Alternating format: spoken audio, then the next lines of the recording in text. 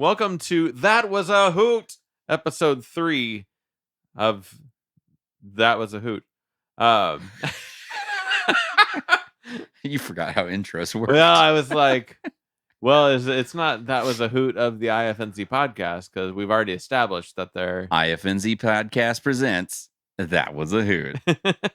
Episode 3. We're going to be covered today. We're still on season 1.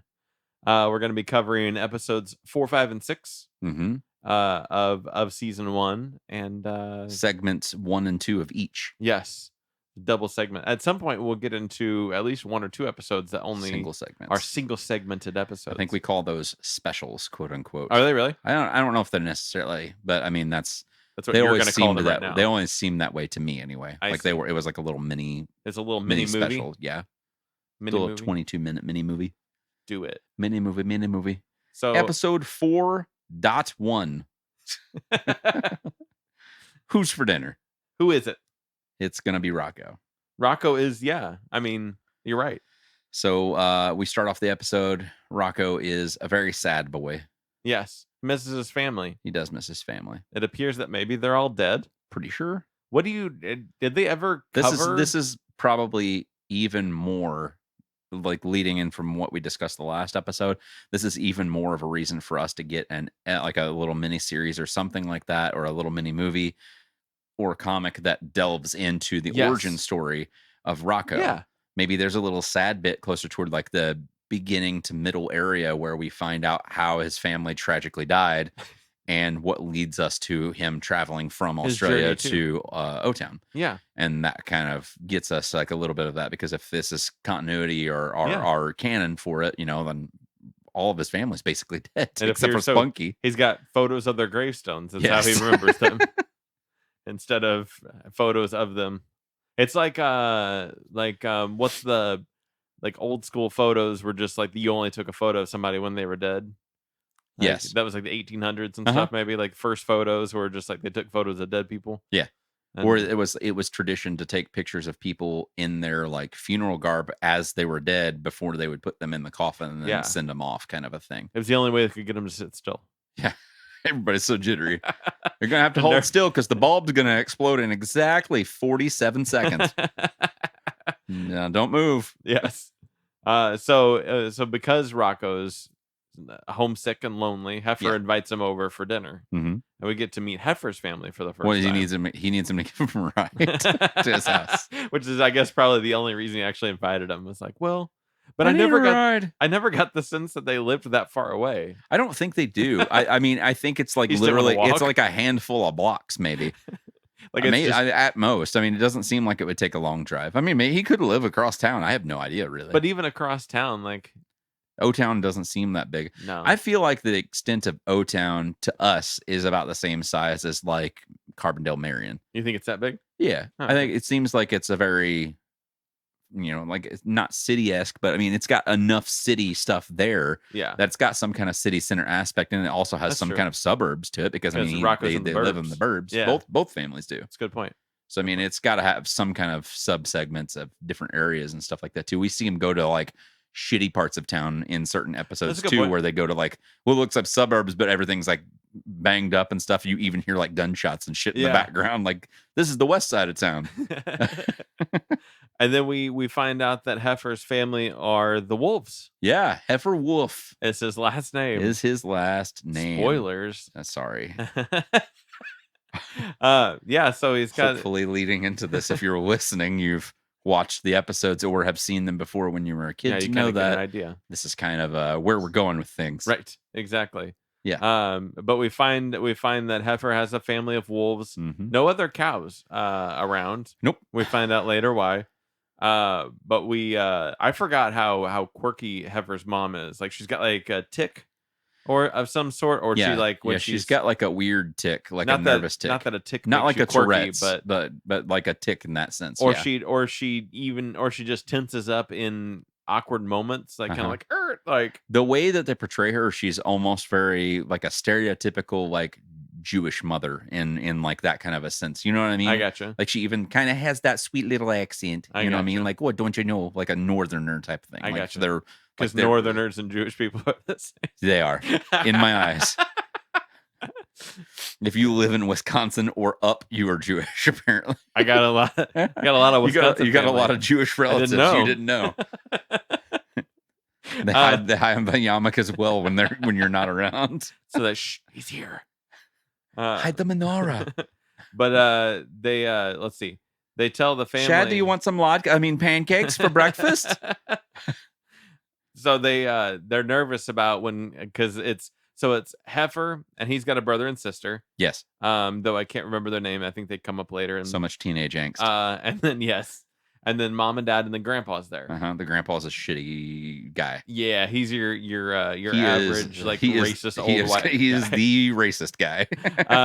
He's like not even. He's worse than Archie Bunker, but he's kind of Archie Bunker-ish. Yeah. In that way. If Archie Bunker was like 85 and senile. Yeah. Like Archie was like in his 50s. Yeah, maybe at most. True. Yeah. But so they realize that a wallaby isn't going to go over well with Grandpa for one reason or another. I guess wolves. Or do they pull his ears up? Is that what they do? I don't remember. They pull his ears up and they call him something else, like a different animal. It's a coyote. Yes, yeah, he's a coyote. But Heifer pulls his ears up to make him look longer and pointier, so that way that is not like a giveaway kind of a thing. Yeah, he's a coyote. So the coyote would be pretty close to a wolf. So like it would be like a long distance relative almost. Yeah, kind of anything. But Grandpa thinks he's a beaver anyway, so it doesn't really work out. He calls him beaver the whole time.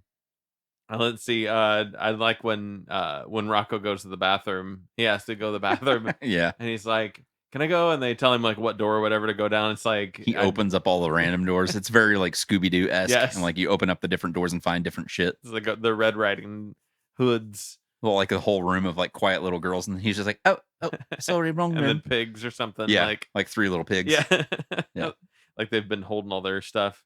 But Rocko mentions that Heifer never told him that he was adopted, and Heifer freaks out. Heifer never knew, which is sweet because like that means that like, they did a really good job, like Heifer keeping him part of the family. Exactly, especially for Grandpa to be able to keep that under wraps. Like because he would totally be like, "What's this cow doing here?" Or he might be like, "What's this horse doing here?" It seems like he's senile enough and has been so for so long anyways that if you told him he was a wolf, he probably would just have believed it. Honestly.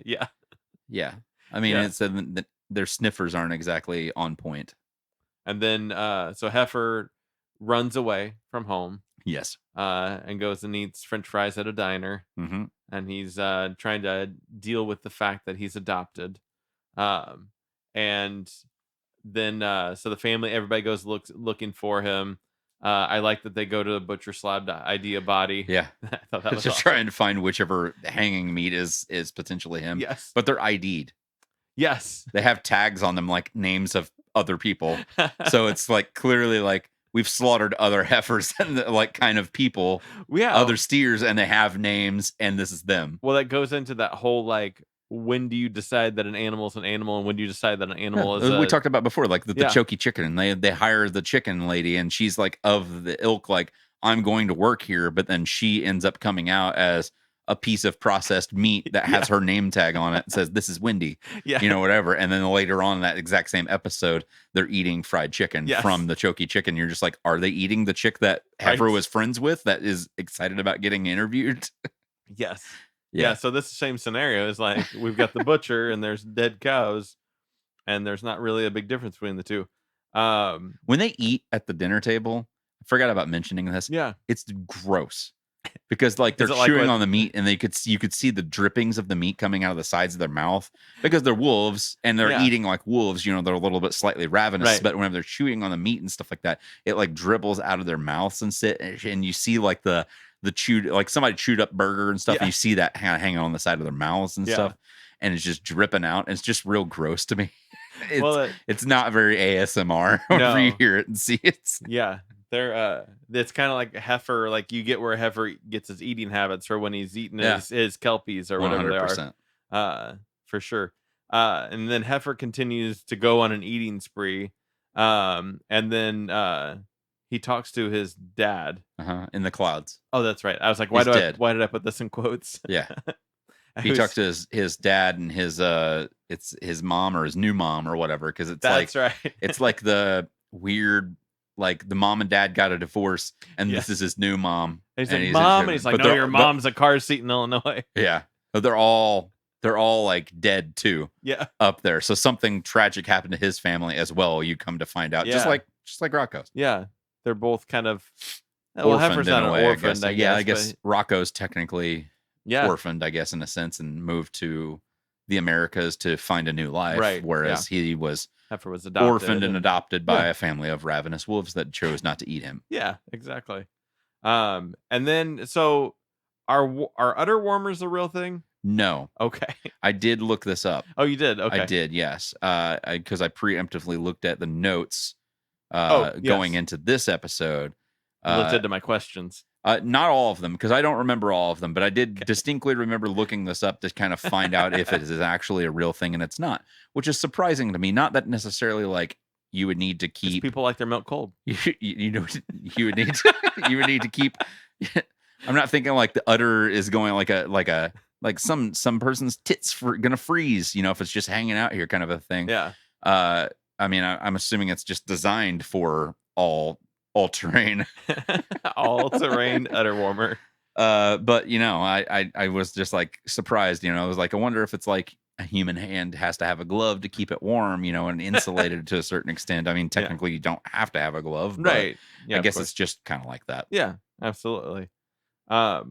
But then Heifer where did udder warmers come into the show? I can't even remember. It's a thing that Heifer sees when he's on his own. Oh, okay. Like he's walking down the street. He's walking down the street, and he sees a sign that reminds says him of like, gotcha. Yeah. But then Heifer does realize that his real family is the one that's looking for him, the ones that have cared for him, and goes back home to join in everything. Such a sweet ending. Nice. Yeah. And once again, it's one of those like basic scenarios of like, here's Rocko goes to dinner with Heifer. What could go wrong? Like, yes, it's basic. 100%. Like everything has got some kind of a basic premise to it. Like you just said, you hit the nail. Yeah. Like last time when we were talking about it. But yeah. So episode 4, segment 2, Love Spanked. This one we're looking at Rocko having a crush on the little girl, Melba. I like Melba. Melba's awesome. This isn't the only time we see Melba, right? Does Melba come back through? I don't remember off the top of my head. Or maybe it's just that Melba's memorable. She is. This is a memorable episode to me. I think she's just a very quirky, cute person, and she does stick out very well. Melba, as in, I'm assuming Melba Toast, which is a Australian snackery, right? Yeah. So I guess that kind of makes sense that that's where we're getting her namesake from and whatnot. Heifer says that she has a boyfriend and he needs to go out on it and date. Yeah, he needs to get over Melba because Melba lives next door, right? They move in next door. Melba and her boyfriend. Rocco's obsessed. Yes, and loves Melba. Heifer's like, she's taken, dude. Go on some dates. So they do it, or he does it. Heifer suggests writing a personal ad, which he mentions sucking, flinging. What? I'm trying to read your notes. And which he mentions sucking, filling out of their teeth. I think that these are qualities that Rocko had, was that he's able to suck filling out of someone's teeth.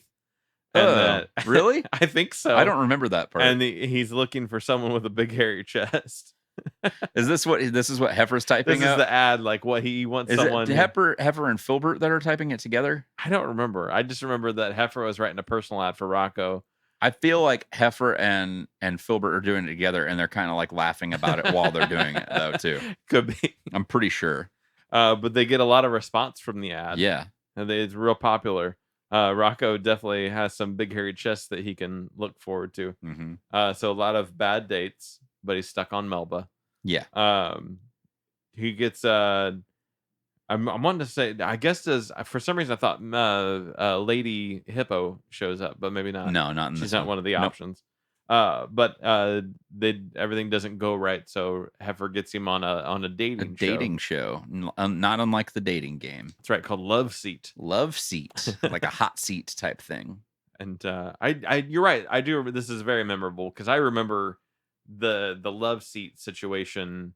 Like very much like the silhouettes. Yeah, with the big flaming hearts and shit. Yes. Yeah. He gets to go and pick on a date with contestant number 3, who actually ends up being Heifer, who is sitting in with someone. So he goes on a date with Heifer now. And I forgot this too because for some reason I thought that number 3 was Melba. And it ended up like, oh, he picked Melba all along, and they get to live happily ever after. Kind of thought, I forgot that Heifer was the stand-in. Yeah, and that's just like the Heifer takes it seriously, like it's like a legit date type of a thing, whereas Rocko's writing it off like any other person would, because he's like, we're best friends, I'm not going to do this with you kind of a thing, but he's like wanting to take it seriously throughout the course of the remainder of the episode. So it ends up going on their date and stuff. Rocko decides that he's going to talk to Melba and try to introduce himself, which means that he's gawked, but he's never to her from afar. Yeah, this whole time. So they moved in next door. Is this relatively a new move in, or has it been? Like, I feel like it has. It doesn't seem like it's been. He's love struck. They've never mentioned it before. No, like this is in between segment. It's after he gets home from going to the Wolves for dinner. Yeah, like they move in shortly thereafter, I guess, because the next day. Yeah, he's finished having dinner. He's sleeping with the delicious roast in his belly, and then he wakes up, and then they're moving he's in love. Yeah, he's instantly in love. Perfect. I love that there's continuity to it now. So Heifer ends up putting an ad in the paper confessing Rocko's love for Melba. There must have been a special for ads that day. Yeah, apparently for the series of days that are in a row. Yes. And this is what Rocko is freaking out about, because the remainder of the episode is about him trying to get the newspaper back from her porch after it gets delivered. Yes. Because he does not want her to see it, or the boyfriend to pick up the paper to see it. Yes. Because he's scared about getting the shit beat out of him. Yes. And my question out of this episode is, where does Heifer get the money to pay for these ads, along with anything else? Because that guy doesn't do anything. Yeah, I know. He gets an allowance. It's almost like, do you think that from whenever his actual parents died, like he's got and settlement? He's adopted from them, maybe he's like got a trust fund kind of a thing almost in a way? That would explain a lot if he because of the way he acts is very nonchalant, like nothing matters. It kind of like everything's trashy. It's like, just buy a new one. Yeah, he's just like a weird trust fund kid from these parents. But then whenever you see his dad in the sky and new mom in the sky, they kind of seem like white trash. They do a little bit, but maybe his dad robbed a bank and left him money from that. It's like a bank note. Because the Wolf family doesn't live well off. Like they're not at all. They're working people. It looks like the dad. And you've never seen that Heifer has a job, at least not in any of our episodes thus far. Yeah. And we've seen now job situations, come and go for Rocko. Exactly. So we know that he's in a working, job, and we've just never seen anything for Heifer. I don't know where he gets money from. That's my explanation, is he's a bratty trust fund kid, and that's why he writes off shit so easily. I like that. But for some reason, he just likes to mooch off of Rocko and have him try to pay for whatever he can. Yeah. Because even though he's a bratty trust fund kid, he's also like a penny pincher. Yeah, he's like, I'm not going to use my money. Yeah. We established in that very first episode, whenever Rocko, he's like, "Can you buy me my ticket into the carnival?" Whatever. He gives him that. But then he gets tumped upside down in the Ferris wheel, and all the fucking money that falls out of Heifer's pockets is like more than what falls out of Rocko's. Yeah. So he has more money, and he had money to begin with to buy himself to get into the thing. So we know that he was obviously lying. So he just does it to do it, I guess. Yeah. I don't know. And then It's Rocko like an gets eccentric mad asshole. Yeah. Rocko gets mad at Heifer. Yeah. Kicks him out of his life. Gets to the point that level of pissed off at him. Yeah. And then which it seems like this is one of many times that Rocco is about ready to just he does this multiple times throughout the series. He yells at him and get out, kind of a thing. What's his name? John Lithgow and Harry and the Hendersons. Yelling for him to go away. Jack Black with Kyle Gass. Yeah. That gets pissed off. They get pissed off at each other, and then he comes back. Exactly. But then Heifer, he forgives him and cools down, and finds out that Melba reads the paper. Oh, as well. Yeah. Melba reads the paper, and then she knows how to read. She knows how to read. You get like a nice little sweet ending. Like she kind of likes him too a little bit at the end of it. But not with the boyfriend. But she's still got a boy. She's still got the boyfriend, but she just lets him know, like, I'm kind of interested in you too. So there's like a happy little resolution to that one too. Like episodes 4s have there's a maybe tiny sweet little endings to both on there. Absolutely. Let's dip into episode 5. 5.1 clean. 5.1. 5. Episode 5, section 1, clean lovin'. Rocko goes into his kitchen and decides.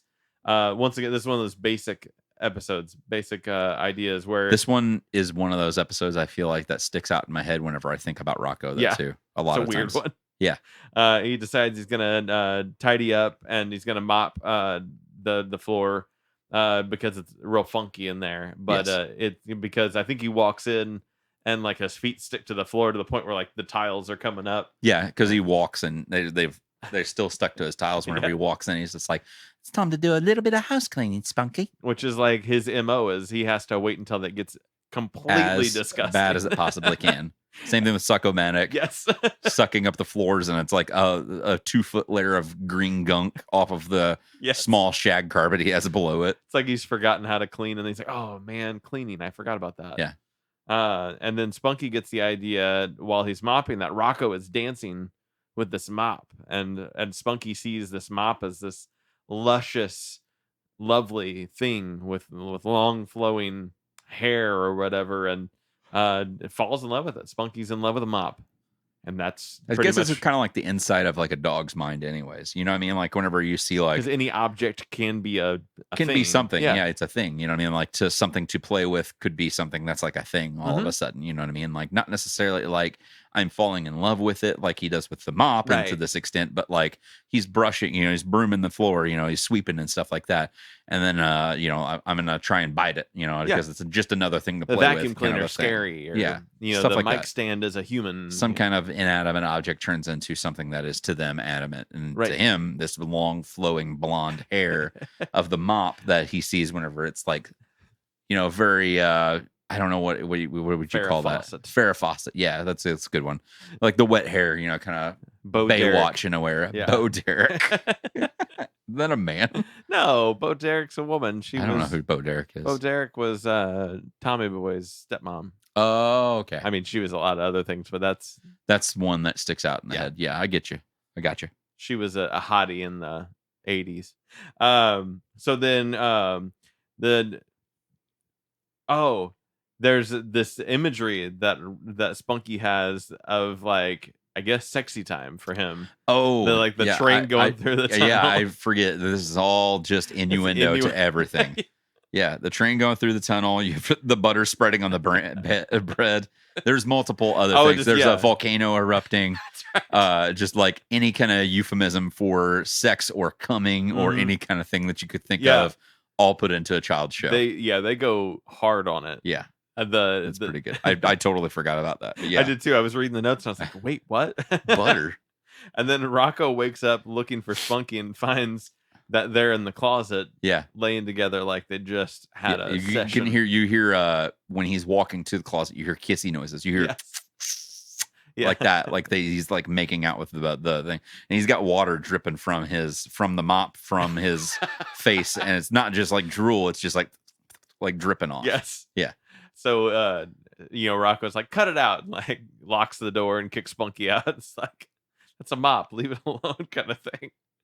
But Spunky continues to get together with the mop. Yeah, it doesn't matter what he does. He's like automatically attached to it as soon as the mop gets out. It unlocks the door. He tries to run away with it. There's all kinds of failed attempts for Spunky to permanently. I see one note, and I forgot about it again until I saw that note, and that's like one of my favorite parts of the episode. What's that? We'll get to it in a minute. And then so there's all these kinds of commercials that Rocko sees. And are they commercials to be like, is your dog like in love with something like Is it something along those lines? It always happens this way too, though. It's Anytime like he's watching something, it has some kind of convenience thing problem. that's tying to the plot. Yeah. With the Succomatic, he had to clean the house. So the Yes. Succomatic thing advertisement automatically popped on there. This one, it's something very specific to a psychological evaluation. Animal psychologist. Animal psychologist, and it's super specific. Like, it's like, is your dog in love with an inanimate object that you use to clean your household daily? You know, it's very pinpointed, specific to catered to what his problem is. He's like, yeah, you know, like getting excited about it, and then you hear all about Dr. Katz. Yeah, and this isn't the first time. This is the first time we mentioned Dr. Katz, but not the last time we see him, because he comes back later on. And Dr. Katz is different than wasn't there a cartoon that was Dr. something or other? Was it Dr. Katz? Yeah, it's Dr. Katz, but different Dr. Katz. Different Dr. Katz, different spelling, I believe, as well too. Okay. Yeah, but that was like, that name sounds so familiar. But that was the really oddly drawn and an animated television show that was on Comedy Central. That wasn't what was the show? Not The Critic. That's no, I was going to say that. This one kind of almost is very reminiscent of animation in like home movies. Yes, kind of almost like the way shaky, it's kind of like shaky in a way that it's animated, because it's almost like the way that's drawn. It's almost like somebody did with crayon, or like they didn't use the reference underneath it when they were doing the animation as much. Like they kind of went, that's close. And Dr. Katz, professional therapist. That's it. Is it? Oh, it's professional therapist on there. So yeah, it's really close to. I wonder when. The whole thing was very stuttered and. When shaky. did that come out? 1985. Okay, 95 to 2002. This is before. This is before it. Yes. So this would have been in 93. Dr. Katz, animal psychologist, could have influenced Dr. Katz. Could have, at least the name. Professional psychologist. Interesting. So my question on this one is have you ever bought anything from the TV like Rocko has? I mean, it's definitely of that era. That 90s era was pretty heavily on like as seen on TV. And you send in your payments. Nothing that's been so like on the nose with like something that I needed and then and there in that moment. But I mean, I've bought stuff that's like as seen on TV kind of shit. But not. You know what I mean, you never like called in and been like, I want that. Here's my card. No, I've never. I mean, I guess we didn't really have credit cards. We didn't have cards then. No, but I don't even remember my parents doing anything. No, like that. I don't either. I think if anything, my dad was a proud owner and purveyor of the Flowbee. That would have been popular in the 90s. He had a at Flowbee? that point in time that we have seen and was popularized on Wayne's World. Yeah. It sucks as it cuts, as you know. Yes. So yeah, he had a Flowbee. That's that. I had a lot of childhood haircuts that were from the Flowbee as well, just from there. And that's awesome. It does its job really well. After a point in time, you don't feel your head goes numb. After because the way it works with the suction power that comes up through it from the vacuum, because it's just an attachment for the vacuum, basically like a glorified vacuum. Yeah, you plug in your household vacuum. It plugs into the hose that you would use to like extend out and get cobwebs or whatever. It plugs into there. It has blades that suck and rotate. That are in there. Just like fine razor blades, and then it has attachments that go onto the blade thing. So you're holding onto like the little handle, and then you have different attachments that have different shapes, for specific angles that go onto your head. So you'll have ones that'll be you can add on to them as well. So that way, if you have somebody like a woman or a guy with long hair that you're cutting that has that, you would add on instead of just like one that's like a 2-inch piece or something like that, you would add on multiple 2-inch pieces to have like 8 inches of hair to suck up and cut, and that way you're trimming off those dead ends and stuff like that. And then it had ones that would be like at an angle like this, so you could like go on the side of the head comfortably. But to do it, you would have to like kind of hit up and down to get the sucking motion to cut, and then pull the hair back into the vacuum. So that's like the whole point. There's no mess to it at all. There's nothing to sweep up. It's cutting and it's sucking at the same time. So you're getting a nice little haircut, and there's no mess to clean up. Man, I mean, how many people can say that they got their hair cut by a Flowbee? I don't know. Me, my dad's side of the family, he would cut people's hair on his side of the family too. He cut his own hair too with it whenever he had more hair. Yeah. Even when he didn't have more hair and it was still shorter or whatever, he would still kind of go on there and take care of it that way. That's wild. Do it yourself, just kind of watching in the mirror. Be like, I know I need it to be at least like 1 to 2 inches long or something. Put that piece on and just kind of go over your head with it. Huh. Yeah.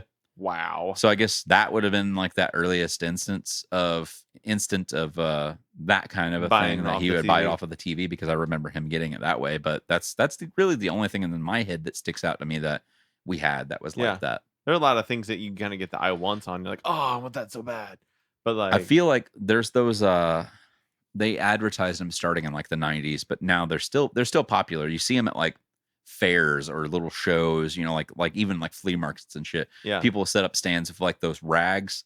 They'll have like a piece of carpet, ShamWows, kind of like a ShamWow. Yeah. You they'll have like a small strip of carpet and they'll pour like a soda on it. Yeah, and they'll put like one on there and they'll push on it a little bit and then they'll lift up and then it's like there's no brown on the carpet at all. It's already soaked up everything, kind of a thing. I feel like one time at the state fair in DuQuoin when we were in the 90s, there's a guy that had like the microphone and the little piece was like this close to your face. Yeah, I'm talking about. So it's like that like little mouthpiece kind of a thing, and he sounded like really staticky and weird because he's right there by it, doing the demo thing like that. And I feel like my dad bought some of those things, like a 6-pack or something, because it was like $15 for the 6-pack of these things, and you get this, and it's perfect. You do this things, ring it out, you ready to go for the next time, kind of a thing. And I remember having that, but like never using it at the house too. It was just like a sheer impression thing. So the psychologist, Dr. Katz, takes the mop out to dinner. Yeah, that's what I was talking about. That's like one of my favorite parts. He ends up going like he gets this separation final like thing like gets everything done, and then he ends up falling in love with the beautiful blonde mop and takes Rocko's mop out to dinner. And Spunky's real bummed out about this. And so we think that we see kind of Spunky as he's kind of walking away sad, because don't they like see him in the window like going out to dinner with it's like him? an Italian restaurant, like Lady in the Tramp style, like stereotypical, like a person playing. And then you think, oh, he sees this long-haired dog that's kind of like a mop, and so like maybe that's all he was really envisioning was this like puffy dog. And so you're like, oh, look at Spunky, because he gets excited and he starts bolting toward it, but then you find out that he bolts right past that dog and goes for the fire hydrant. And then now he's in love with it, and Rocko's just kind of like, all right, it's like, well, he doesn't, I guess, I'll let living bygones be bygones. So let's just this is just how it is. Yeah. So we got episode 5, segment 2, Unbalanced Load. Ooh. Smell comes from Rocko's room while he's sleeping, and it actually peels paint off the walls. I love those like visuals where like you're used to these what do you call that when those phrases that are just kind of just like a turn of phrase. Yeah, and then they actually like full on act them out like that is always funny to me. Like he yawns, like his yawn's so loud it's like a lion, and he's just like and then you hear like the lion roar. Like they take it that extra step and full on do the thing that you're just using as a metaphor. Yes, exactly. Yeah. Then he decides to spend the day at the laundromat, not before the dirty clothes almost take Spunky. So they again, actually are sentient. Yeah. They're creeping and crawling across the floor with a stink sign, like the wavy stink symbols above them. Waits until his whatever dirt mess has taken over its this crazy thing. And like once again, another central just Rocko has dirty clothes, needs to go to laundromat to clean clothes. Yeah. And then everything happens from there. And they almost eat Spunky. Crawling across the floor, sentient, trying to eat Spunky. Rocko doesn't know what to wear to the laundromat, so he takes his lucky shirt, which is... Have you been to the laundromat before? The same as every other shirt. Do you ever worry what you're going to wear to the laundromat? No. I just wore what I had on. Yeah. To go to the laundromat. Literally, like it's just like, I mean, look, what is clean? What's left? Yeah. What's the outfit that I can wear to the laundromat, and then I will clean everything else. And then this will go dirty. Exactly. Do you have a lucky shirt? Like, is that a thing that you find? No, I don't have a lucky shirt. I have like shirts that I keep for keepsakes. Your favorites? Not yet. I have favorite ones too, but I mean like ones that I will keep like you don't that I might not even fit into anymore or something. Like it might be like a medium or large, but I keep them like because you've got they're like the Botch Manifold keepsakes. Shirt. Yeah. Or something like that. Yeah, I got the Burning August shirts. I've got Botch shirts in the back of the closet. I have Apples and Hand Grenades ones as well. Yeah. And then I haven't wore it in a while now, but whenever Betty was born, I was wearing this one kind of commemorative It's a hoodie, but it's like looks like a Blackhawks jersey as well. Yeah. But I have that, and I wore it, even then after as well. But I haven't worn it on in a it while. from when she was first Yeah, born. it's got all of her it? embryonic fluids and placenta is it's right on the shoulder, and I just can't get it off. Yeah. It's stuck there. You've never even tried. We talked about eating it at one point in time, and I was just like, nah, it's got lint on it and shit. And also, did you know that Rocko wore pants? No.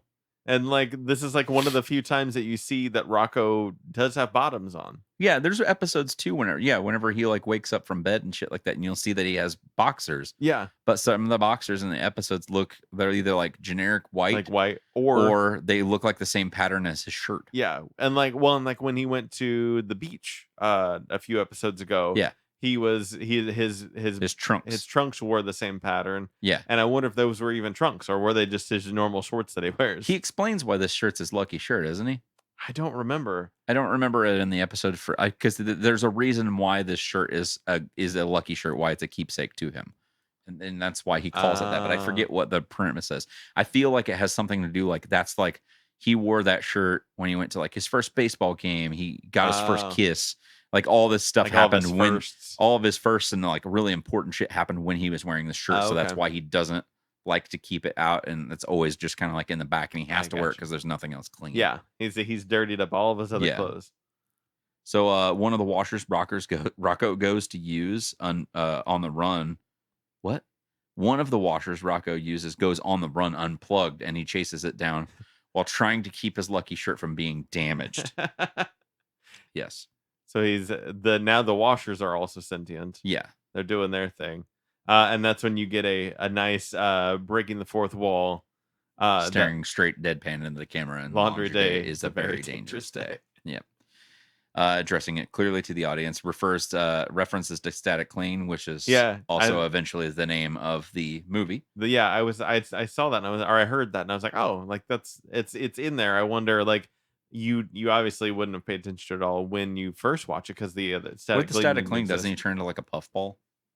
Like his maybe fur, he poofs up a bit, and you don't really see that much because he's like a very, you know what I mean? Like you don't see like the aspect of his fur, and then like again, there's one point in time during the episode where he's out on the beach, the Sand in Your Navel one, where he comes out of the water and he shakes off, and it's like and it goes down his body while he's shaking, and like the water off. That's a good point. Yeah. But you don't really get any instances that he's like actually a furry creature. Yeah. Like he has fur.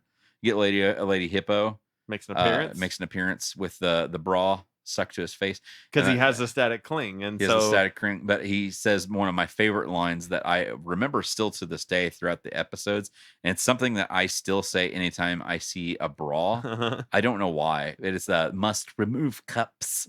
I like move the bra cups from his face. He says it when he's like trying to get it off of his face. He's like, must remove cups. And I don't know why, but for some reason that line has always stuck out to my in my head. And I'm sure that she gives you a "How dare you? How dare you?" Someone in the dryer takes his lucky shirt and turns out it's misplaced clothes that tear up laundry. He goes into the dryer. Yeah. And it's like, this is where all your missing socks and shit like that go. And so it goes in and it's like clothes people that are like all tore up, like sentient clothes.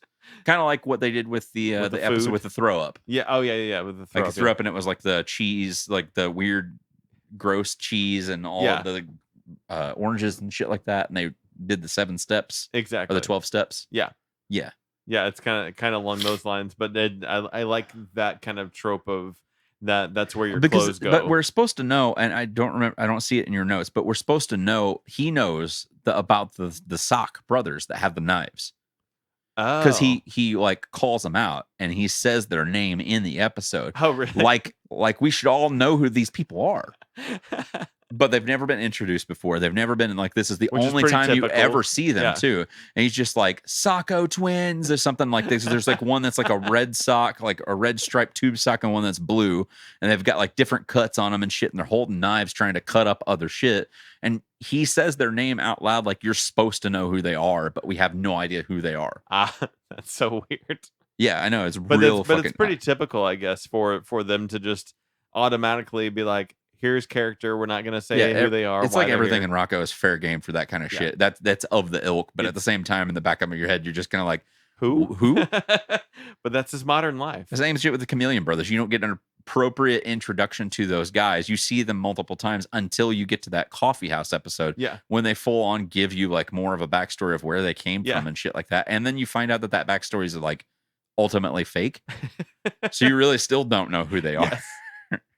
Yes. He does get his shirt back and gets the laundry done, and the house is clean until Washer breaks into his house and then fucks everything up again.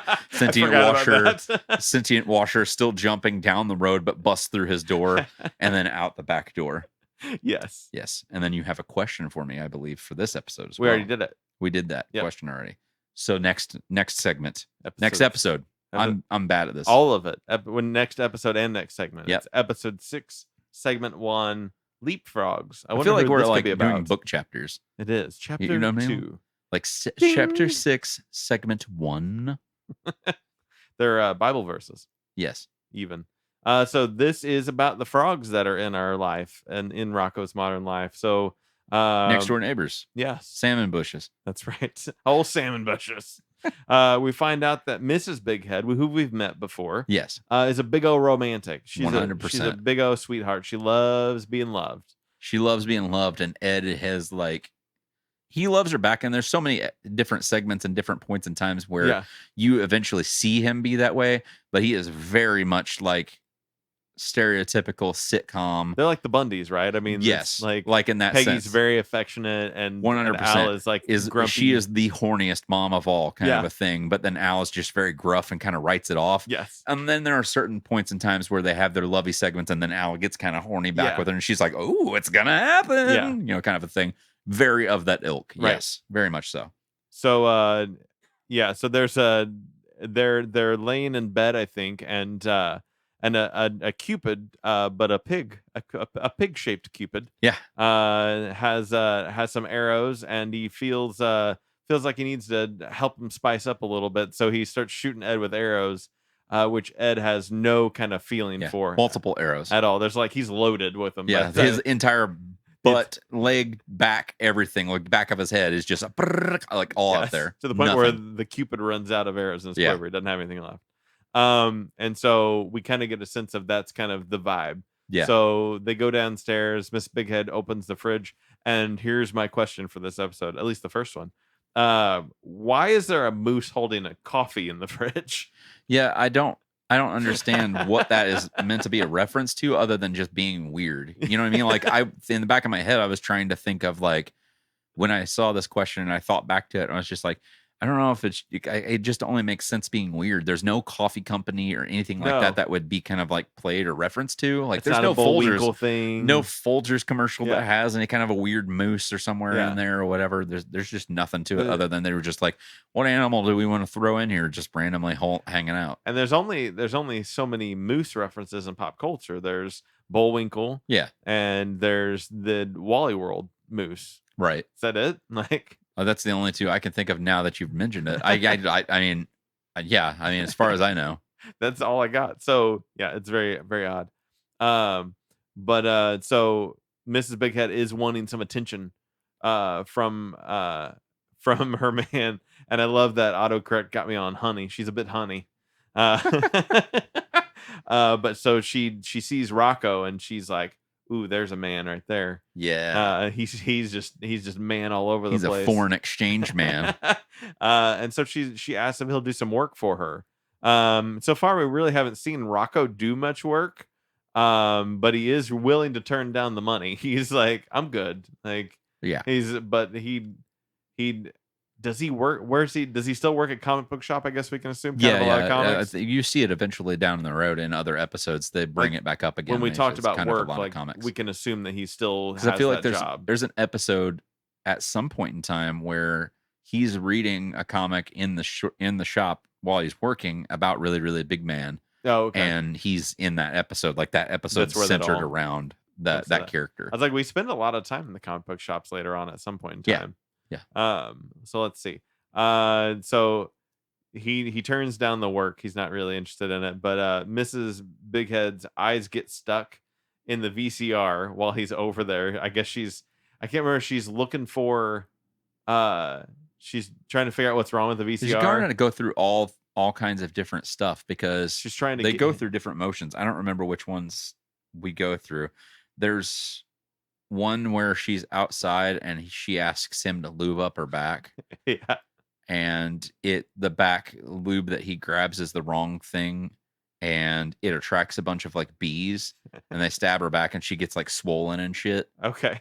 And then there's this one where something's wrong with the VCR, like, and she's trying to and she's like, something's wrong, and she puts her eyes in there to look around, and then they act like something happens where he accidentally hits like the fast forward or something, and it starts wrapping her eyes around.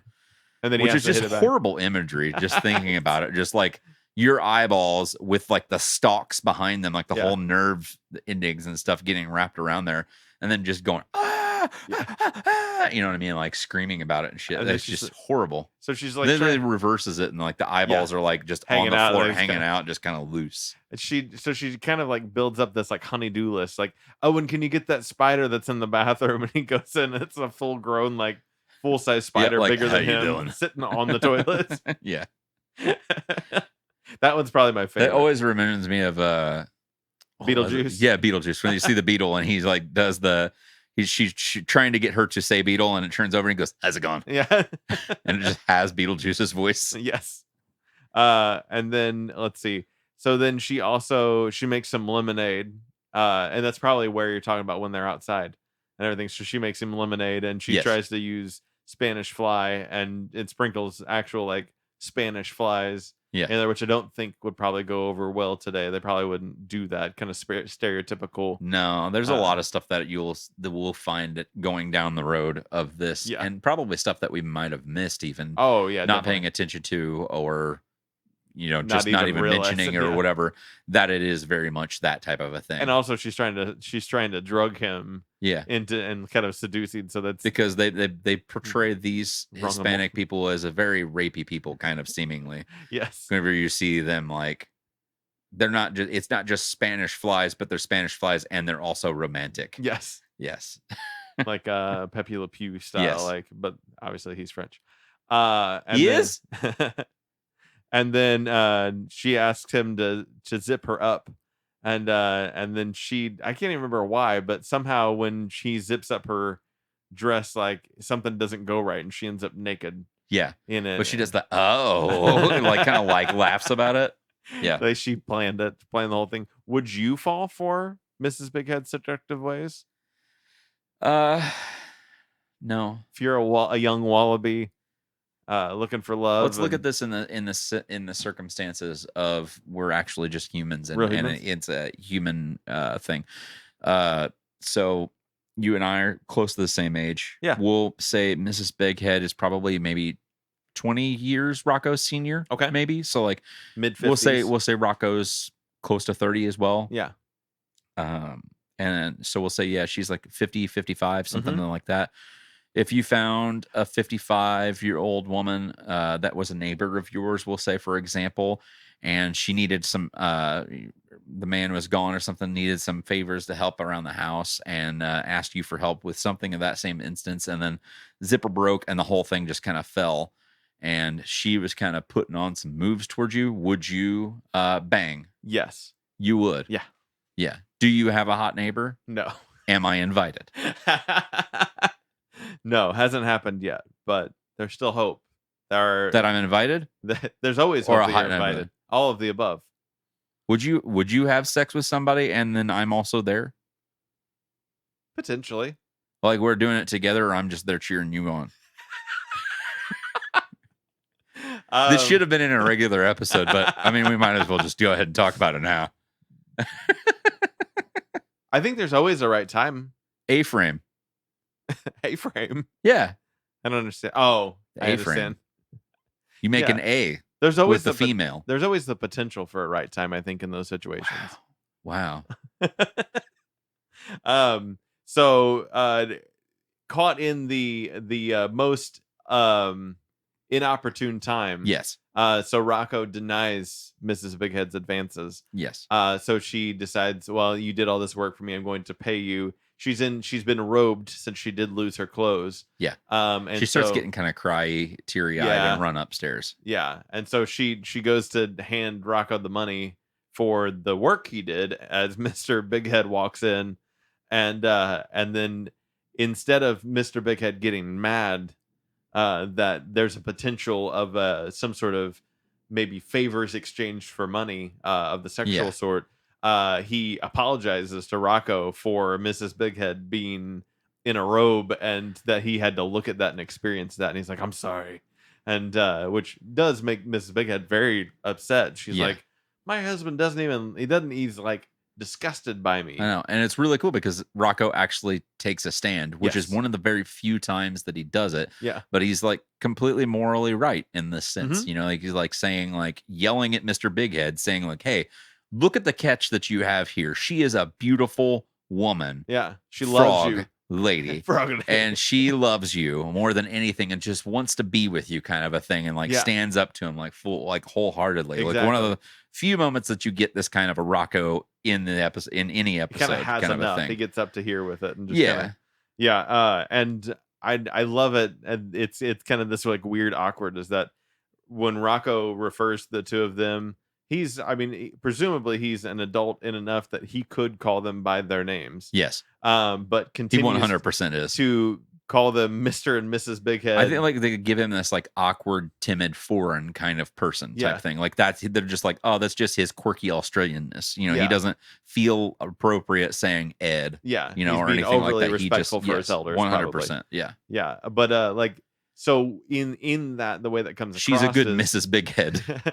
Yeah, it's like that is how like he calls them, and it's just you constantly like the word. You could probably do a drinking game that would get you really messed up by the amount of times that Rocko says "bighead" in the middle of all those dialogue. 100%. So then after that, Ed kind of realizes, oh, maybe I did mess up a little bit, and so he wants to get a little foreplay action with her, which involves kind of doing skeet shooting, but with like throwing plates and their tongues. Yeah. So you would think like it would be like which is just such an odd. I guess that's what makes it like maybe somewhat sexual to them in a way, as opposed to I was thinking like. It would make more sense if they just did like flies, like he threw flies up in the air, like a dead fly, or let a fly go, and then like, you know, I mean, like I'm getting the thing like a food or something like that. But they're trying to make it like kinky, like I could hit the plate with a tongue. It's destructive. Yeah, there's shards of glass that are by my tongue. I could get hurt. You know what I mean? Like some kind of weird kink play. Yeah, it is there with it. And then they kiss and they make out with their tongues get tied together at some point in time, I think. If it's not on this one, that happens sometime. Yeah. And then there's fireworks that ensue. Yes, after the end of which it. you can assume and are fireworks. And then you get the display ends with the episode closing of the circle closing, and then you get the Cupid flying.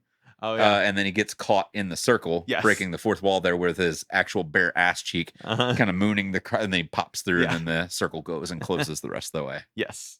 Yeah, I love that ending. And we get our last episode that we're going to be discussing this evening, which is episode 6, segment 2, Bedfellows. And this one, Heifer is kicked out of his room at his parents' house, and a family of mice are brought in to rent because he is a freeloader, as we've come to learn, which I guess kind of plays back in catering into our money dilemma, also kind of somewhat there as well. Well, and the other two siblings are not kicked out. Yeah, but I think it's meant to be like he's not pulling his weight in the house of doing like chores and shit like that. Like the others are probably like, we're mowing the yard, they take care of Grandpa. Trash. I think one of them is like, oh, I did this for Grandpa. And so that's meant to be like he literally just kind of sits around, eats his fucking Pastor Puffies, or whatever kind of foods and stuff that they have, bums around with Rocko, and kind of comes back and sleeps. And just mooches, and that's all he does, and doesn't even try to help. Exactly. Which I guess even if you did have money, you know, that would be kind of a shitty thing to do. It'd be annoying, yeah. Even if you're, I guess the only thing would be like if you were paying them rent, you could probably get by with it. Yeah. But other than that, no. Yeah, even to a certain extent, you know what I mean? Like if I had a person that was a roommate that was paying, we'll say majority of the rent kind of a thing, or something like that, and they were still not pulling their weight to their house, I would try to find another roommate. You'd be like, dude. Like I would be willing to just split rent halvesies if I They didn't had a have to do roommate it, that yeah. just did some of the stuff, not Right. just like, hey, here's $650. You only have to pay $200. I'm not gonna do anything, so take care of me and my dishes and all of this shit since I'm doing that, Yeah. and I'll just freeload and do all this stuff, and you do everything else. I'd take that extra money and hire a housekeeper Yeah, that's a good call. and do that, and that way none of us had to do it. Yeah, That they sounds like didn't a do dream. that. No, They did not do that here. We they kicked him rented out. his room out to mice. He goes and asks Rocko if he could come and live with him for a couple days, kind of until he gets And his then he's bearings. heading out. He's going to head out on the road and he's going to figure out where he's going to live. So then Rocco's couch runs away. So Heifer asks to sleep in Rocco's bed with him. I love it because he's taking off his clothes, disrobing, taking off his, I guess, are they just bibbies? Yeah, they're just overalls, right? Yeah. So he's taking off his overalls. He's got his boxers on, a bare ass kind of a thing that has stink coming out of it. And then again, in the sense of everything's sentient in this world, the couch is just like, ugh. And when the couch has like, been there, couch speaks, yeah, says it, like knows this familiar, but doesn't know this amount of scent from it. So then it flees. Yeah, he's familiar with Heifer sitting on him. Yeah. To watch TV. So it's like, I'm not dealing with this on a long-term basis. I'm out. Right. So then he goes up and he's like, hey, Rocko, you mind if I come up here and sleep with you? Yes.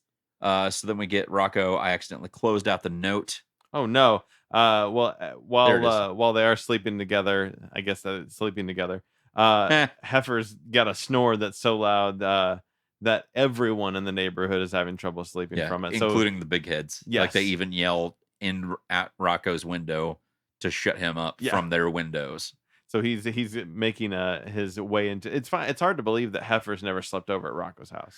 Yeah, or you know what I mean. Like that seems like something like he would crash on the couch. Yeah, like not just like take off his clothes and sleep, but like he's just there, he's chilling, and then he just kind of like passes out, kind of a thing. Yeah, it's like really hard to believe. It seems like they've been established friends for a while. Yeah, exactly. So yeah, he's snoring, waking everybody up. Rocko quickly finds that Heifer staying over was a nightmare, gets no rest, wakes up and has like I've never slept in days eyes. Gross kind of. And then of course Heifer's just like, I'm bright and fresh, I'm here in the day. What are we going to do now? Kind of a thing. Doesn't clean up after himself at all. Rocko starts getting complaints from his neighbors while Heifer is throwing a nudist colony party out back. Rocco's gone at work that day, comes back to find the party's going on. I think he gets his clothes ripped off of him whenever he tries to enter into the backyard. But they were like, he's like, this is my house. And then the guy's just like, whoosh, and takes it off. So we get segments of Rocko trying to walk to find where Heifer's at. And instead of a nudist like black bar like we had on the nude beach, we've got coverage from multiple various shrubs that are around the yard in the perimeter of the backyard while he's trying to find him. I believe that he also the hippo lady is there. Yeah, nude hippo lady is there. Well, and I guess I guess Heifer's just into nude parties. Like, is that a thing? Like, I don't know, but it also showcases the fact that he has a lot of other friends that we didn't know. Not like they're best friends like him, but his friend circle is a lot deeper. Yeah, he's very social than what we are perceived to know. Right. Like we're only thinking like, oh, he's just best friends with Rocko, and that makes sense. Like they're him, Rocko, and Filbert are just like three best friends kind of a thing, and that's really their only wheelhouse. They don't go out from there because they seem like pretty antisocial people for the most part, kind of. And then you find out that he's actually a social butterfly into this nudist thing. Let's go. So who's a friend that's, it's not someone that you would consider like you're not with them all the time, but they're an acquaintance. Like you talk to them maybe once a year or so. You have a good time with them whenever it is. I think of someone that we could both consider like we're definitely friends with, but like don't see all the time. Like Matt Jackson. So like William Lowe. Yes, William Lowe. William Lowe calls we'll us go up. with the guests. The guests. Yes. Either one of these guests call us up and they say, would you like to go to a nudie party with us? Yes. You going? No. Because I'm not really that comfortable with my body, honestly. Yeah. I don't have a huge body image issue. Like if I'm at a beach or a water park or something and I have my shirt off, I'm fine because I know the people that I'm with, the only people that I truly care about. I know Mandy likes my body. I know Betty just doesn't care because she's a child. that is what it is. If people stare at me and think I'm gross or whatever, that's fine. I Right. guess. I mean, I'm there paying the same amount of money they are or whatever. But Yeah. if it was like an option of like whatever, it's not that I'm antisocial. It's also just that like, I don't know if I look at my body and think like, hey, I would rather be if I had the option to take off all my clothes around all of these people that I don't know.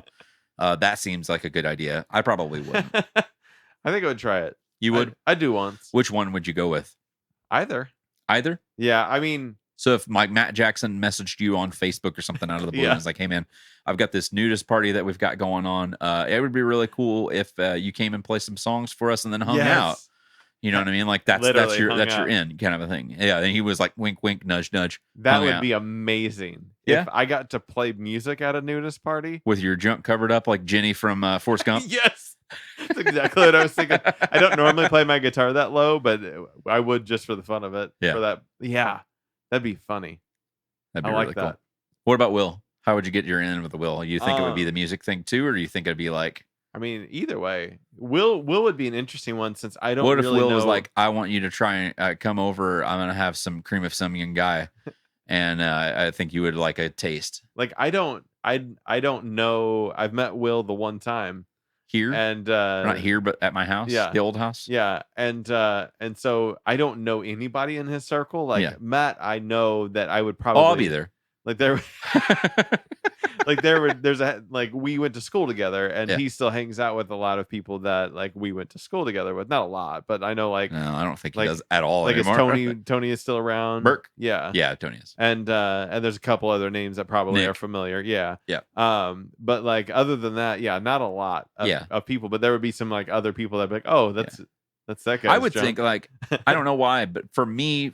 For you thinking about you, I would think that the Will one would probably be an easier catch because you don't know anybody. That it would be more comfortable, more easygoing because you'd be able to, I don't know these people, kind of a thing. There's never seen this before. There's no social awkwardness, of somebody seeing that. There's no predated history of like, remember me from school and here's me from my school and here's my member.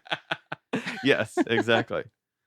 So, where were we at? We were talking about the news party. After Rocko runs them out, Heifer decides that Rocko is too difficult to live with and decides he's moving out of Rocko's house. He's like, I'm over this. You shut down my nudist colony party. So he gets his bags and shit like that. Heifer's dad, the wolf, or what's this? Do we have Mr. Wolf? Mr. Wolf's name? Yeah, I think that's it right now. We find out Virginia is the mother, right? Yeah. Virginia Wolf, and then I forget what the dad's name is. We get appropriate names. The grandpa is always just Grandpa Wolf. Yeah, he's just Grandpa. Yeah, but I think everybody else does get names right. Yeah. So dad comes up, picks up Heifer, and invites him to come back home.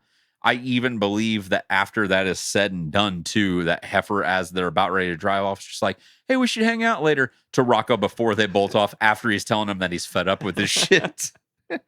Like nothing happened. And Rocco's just there in his front yard nude. And there's a point in time where Mrs. Bighead's like, "Oh, Rocko," seeing him nude from across the yard. See, I'm surprised the Big Heads weren't there. She was at the party. She was. He wasn't. He was telling her to come back to the house because Ed was there, and she was trying to get him to come over to join them. That sounds and then right. he's still nude in the front yard the next morning after the party's done, and she's like, "Oh, Rocko," to him from the window of their house, saying like, "You still like whatever? You're still in it." Yeah.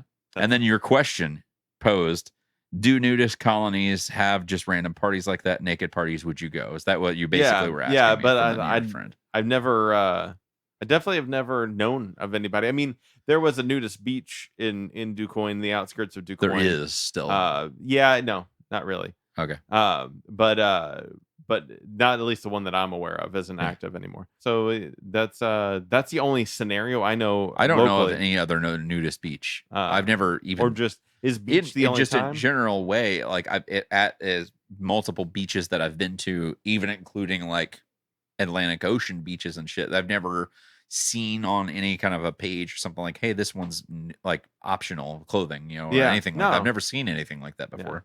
Yeah. So I don't know if it's like a subset of things that are like here's a group of condos, you know what I mean? Like, this is like a neighborhood thing. Yeah. This half is for like the families that don't want to partake in that, but there Right. are other people in different partook families in. that are partaken of it. So they obviously want to go and be nudie. So here's a nudist colony. I but want to it's be like, nudie. but they're just like, you know, a group of people. They're all friends and stuff. So they have a nudist colony that's there of it. Yeah. So that's the only thing I could think of. That maybe it's more privatized to people that live in Has like to be. that Definitely. kind of an environment. Yeah, I so that way think- they can kind of like, hey, we're all under the neighborhood watch together. We have this like stretch of beach that's basically all ours, you know, that we all are, you know, right, own basically. Yeah. So how about this half be for the people that want to be nude and stuff like that, and this half be for the people that don't want to be, so that way you don't have to see anything. Yeah, I think it's definitely privatized, at least in the States, because it's not really a accepted thing. Unless you're in international waters. But maybe in other countries it seems like it might be a little more waters. More a little open. More open to that French, idea. Yeah. The French nudes. Perhaps. Yeah. La bouche. Definitely. La da da dee dee da da da. That's that band that sings that. It's La Bouche. Is that the name of the band? Yeah. Oh. But you know what I always say is that podcast day is a very dangerous day.